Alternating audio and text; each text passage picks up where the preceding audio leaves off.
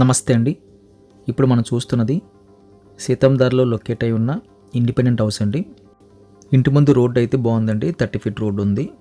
ఇదంతా ఇంటి లోపల ఉన్న స్పేస్ అండి. ఆల్మోస్ట్ మనం ఒక 2 కార్లు అయితే పార్క్ చేసుకోవచ్చు అన్నంతగా స్పేస్ అయితే కనిపిస్తుంది. 2 పోర్షన్స్ ప్లస్ పైన అయితే పెంట్ హౌస్ కనిపిస్తుంది.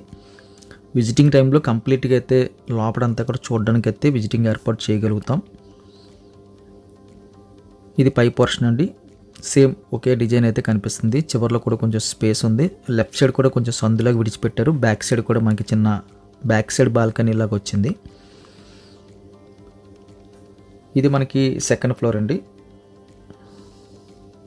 మొత్తం 3 portions plus penthouse G+2 model అయితే డిజైన్ చేశారు. ప్రాపర్టీ మీద ఇన్వెస్ట్మెంట్ చేద్దాం అనుకున్న వారికి ఇది ఒక మంచి రెంటల్ ఇన్కమ్ వచ్చే ప్రాపర్టీ అని చెప్పచ్చండి. పైన పెంట్ హౌస్ కూడా ఆల్మోస్ట్ మనకి ఒక 60% అయితే బిల్డప్ చేశారు. మిగిలినంత స్పేస్ విడిచిపెట్టుకున్నారు. బాగుందండి. మొత్తానికి అయితే 3 పోర్షన్స్ ఉన్నాయి. G+2 పైన మళ్ళీ పెంట్ హౌస్ ఉంది. అంటే ఎట్ ఎ టైం మనకి ఒక 4 రెంట్లు అయితే వస్తాయండి.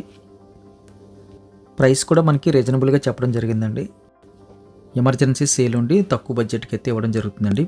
సీతంధార్లో 30 ఫీట్ రోడ్డు మీద తక్కువ బడ్జెట్గా ఒక ఇల్లు దొరికిందంటే అది ఒక గ్రేట్ న్యూస్ అని చెప్పచ్చండి.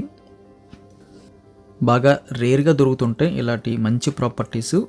రోడ్డు సైజు బాగుండి హౌస్ కూడా మనకి జస్ట్ పెయింటింగు చిన్న చిన్న టచ్అప్ వర్క్ చేసుకుంటే కొత్త ఇంట్లాగా అయిపోయి ఇల్లులు అయితే రేర్గా వస్తుంటాయి.